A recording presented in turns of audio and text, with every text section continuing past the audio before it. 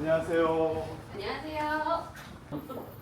안녕하세요. 부동산을 디자인하다 럭키부동산 대표 고광일입니다. 유튜브를 하게 된 이유, 실질적으로 사무실에서 이제 직원들을 채용할 기회가 많아요. 부동산의 이중률이 굉장히 높거든요. 그런데 어렵게 그 자격증을 따고서 실제 사무실을 운영하는데 어려움을 겪는 분들이 많아요. 창업 비용은 그렇게 많지는 않습니다. 저희 쪽이. 대신에 이제 사고가 나면 금액대가 좀 크죠. 그래서 보통 저희 사무실에 면접 오시는 분들도 50대 이상인 분들이 제법 많아요. 은퇴하고 나서 뭐 공인중개사 사무실을 차려서 안정적으로 조금 은퇴가 없으니까 사무실 개업하려고 오는데, 첫 번째, 부동산이라는 게 거래 물품이 가격대가 있다 보니까 사고가 나면은 작게는 몇백에서부터 크게는 몇 천만 원, 억 단위까지 손실을 볼 수가 있습니다. 실질적으로 현장에서 그런 일들이 일어나고요. 그래서 이 50대 이상인 분들이 사무실에 나와서 한 1년 정도 경험을 좀 쌓고자 싶어 하시는데, 현장에 있는 부동산 대표들은 그분들을 안 뽑아요. 왜 그럴까요? 1년 있으면 나가잖아. 그럼 어차피 나가실 거 뻔히 알고, 그리고 연배도 높단 말이에요. 그분들이 사무실에선 크게 득이 없고요. 사무실은 차라리 오랫동안 머무는 이런 직원들을 훨씬 더 선호하거든요. 그러다 보니까 50대 이상의 처음 자격증 따신 분들이 학원 같은 데 가서 뭐 실전 경험, 뭐 계약서 쓰는 법, 여러 가지 실무 경험을 쌓으려고 하는데, 실무 경험은 그런 교육장에서 절대 안 나옵니다. 현장에서 작은 거라도, 원룸이라도 손님이 찾아오면은 손님을 어떻게 대하고, 그리고 손님의 취향이 어떤 건지 알아야 되고, 전세를 하냐 월세를 하냐 기본적인 것들이 있거든요. 그런 걸 파악을 해서 임장을 나가고 계약까지 갈 때 완벽하게 중개보수를 내가 자신 있게 받게끔 만드는 게 가장 중요한 일 중에 하나입니다. 그런 분들이 제가 찍은 동영상을 보고 나서 도움이 돼서 창업하는 데 좀 더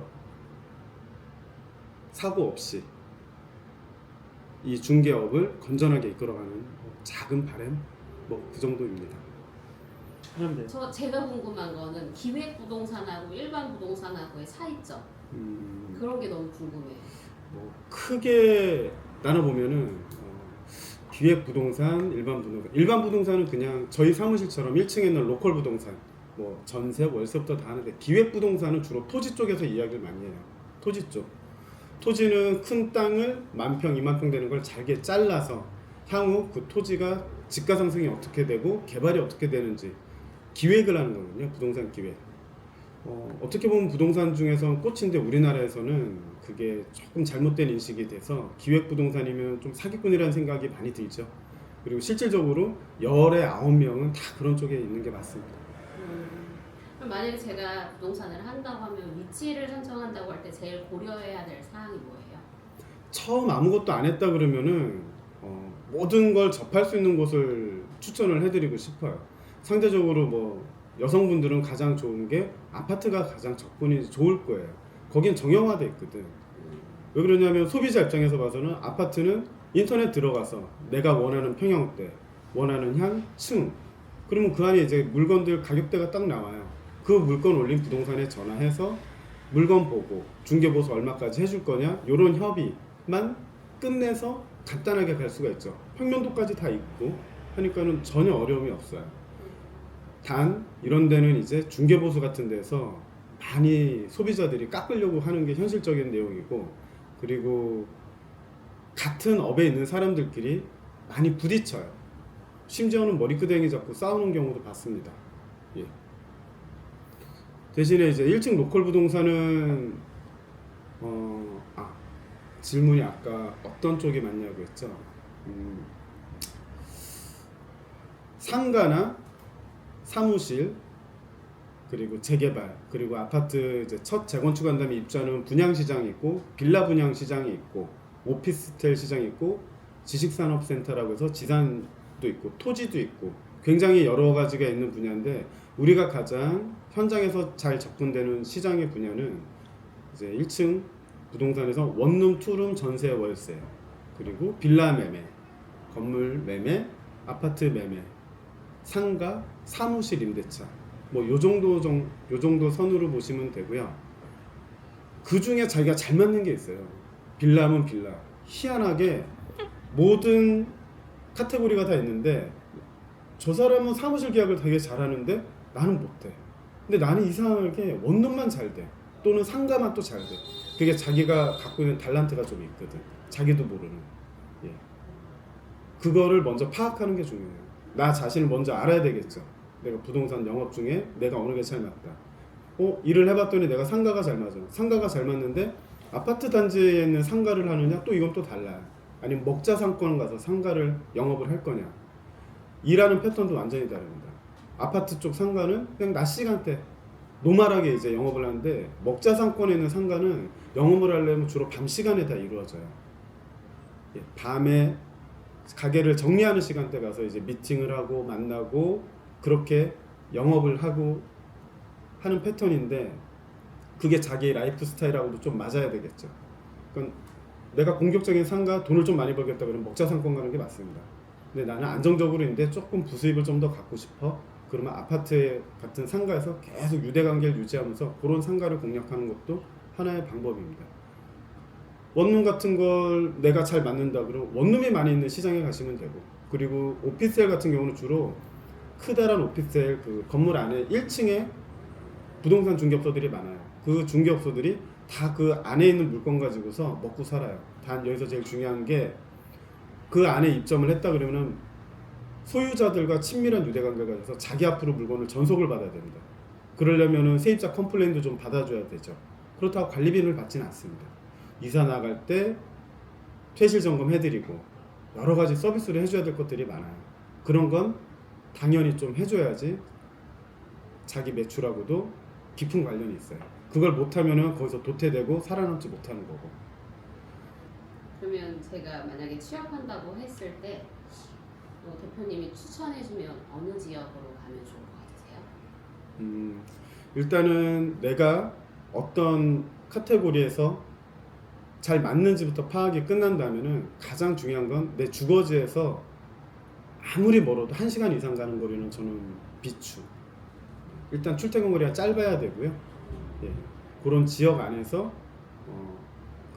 상권이 있는 데를 가느냐, 아파트 단지 있는 데를 가느냐, 뭐 그런 것만 체크하면 되고, 아파트 단지는 800세대 이상의 단지에서 꼭 영업을 하셔야 돼요. 그게 통계적으로 800세대가 있으면은 그 안에 들어가 있는 마트, 빵집, 문구, 학원 이런 소소한 업종들이 먹고 살아요. 근데 그 이하로 되면은 먹고는 살겠지만은 어렵지. 근데 아파트 단지 내 상가 갔는데 여기 정육점이 따로 있네? 그럼 여기 조금 회전이 되는 데예요. 활성화가 됐다는 거죠, 단지가. 근데 생선이나 이런 수산물 쪽까지 있어. 여기는 아주 활성화 잘 됐다는 거예요. 신선도가 유지가 되게끔 회전이 된다는 거거든요. 그런 단지 세대수도 굉장히 중요합니다. 아파트 단지에서 영업을 한다고 하면. 그러면 제가 만약에 이걸 한다고 했을 때 뭐부터 공부를 하면 제일 저한테 도움이 될까요? 당연히 공인중개사 시험 공부가 가장 베이스긴 한데 현장에서는 써먹을 수 있는 게 많지가 않습니다. 진짜 현장은 완전히 이제 다르거든요. 뭐부터 준비를 하느냐? 내가 사무실을 오픈을 했어. 그러면 가장 좋은 거는 이게 문서적으로 할 수 있는 부분도 있지만 선배가 오늘 하루 무슨 일을 하고 계약서를 작성하기 전에 뭘 준비하고 어떤 이야기를 하고 계약금과 중도금과 잔금 넘어갈 때 어떻게 고객과 접촉을 하고 협상하는지를 옆에서 보고 가만히 따라하는 게 가장 빨라요. 계속 질문하고 모르는 게 있으면 계속 질문을 해야 되는 게 맞고, 질문을 많이 할수록 내가 빨리 체득을 하게 될 거예요. 기본적으로 등기부등본 띄워야 되겠죠. 건축물 대장 띄워야 되겠죠. 토지용계 확인원 띄워야 되겠죠. 이런 기초적인 서류 발급부터 시작을 해서 전반적으로 아침에 출근하면 청소가 깔끔하게 되어 있어야 되고, 손님이 왔는데 인사 안 하는 사무실도 많이 있어요.